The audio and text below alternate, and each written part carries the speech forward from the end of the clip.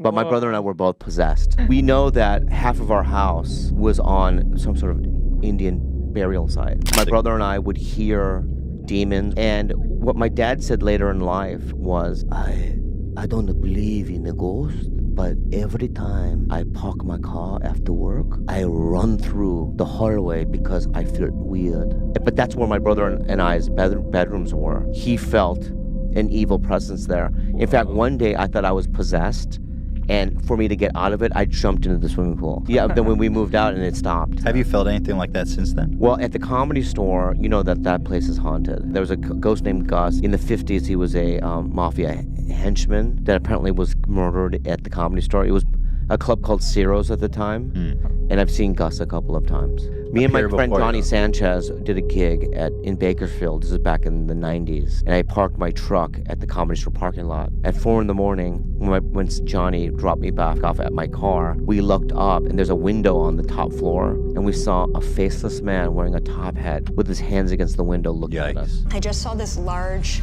head hovering over top of me. She realized the head that was looking down over her wasn't human. This was the beginning of an alien abduction. There was 3 of these beings who physically were in the room, and there was one of them on my left ankle, one of them on my right wrist, and then the other on my left wrist.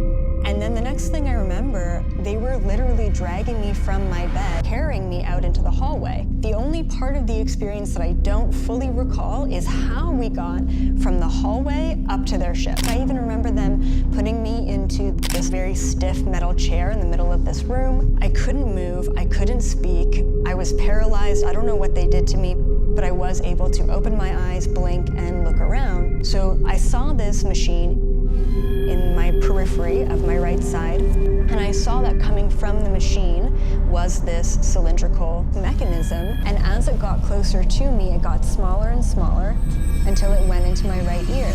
After injecting her ear, the aliens took her back to her room. The idea that this was just a vivid dream is quickly disproven after hearing what happened next. I just go over to my ear, and there's just one drop of blood. It was around the age of 3 that he remembers dying. This story proves that reincarnation is real. There's no other explanation. Just wait until you hear what happened to Cade in his past life. I would be in bed and Cade would just start crying. He would wake up screaming about working in a tall building, that he could see the Statue of Liberty from his office. He just flat out said that he was in a building that was hit by something and that he had fallen. The plane hit the World Trade Center, then it got stuck in the building. When I was falling, I was still alive, and then all the rubble hit me. At this point, Cade started asking me to change his name. So I went online and I posted Cade's story on a web board, hoping that other people would maybe help me find answers. It was actually another mother who sent me the link. And she said there was a man that worked in the World Trade Center and he died on 9/11. His life mimics what Cade describes his life and his death was.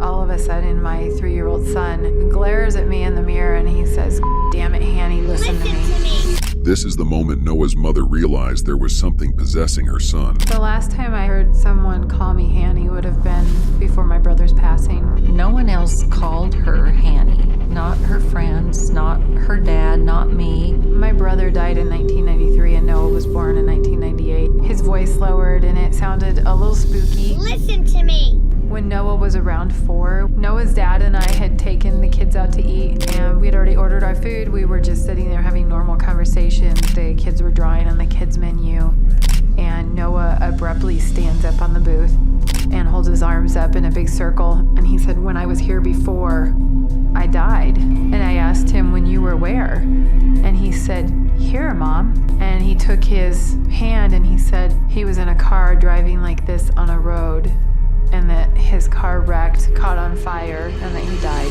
That's exactly how my brother died 5 years before Noah was even born. Being a victim of abuse is one of the main ways demonic possession can occur. Just listen to this terrifying story from Father Lampert. One of the exorcisms that I've done recently was a 50-year-old woman who told me that growing up in Mexico, she was physically abused from the age of 7. She's sharing the story with me and she's weeping, and she said it lasted for over a 5-year period. When she turned 12, her father then turned his attention to her younger sister.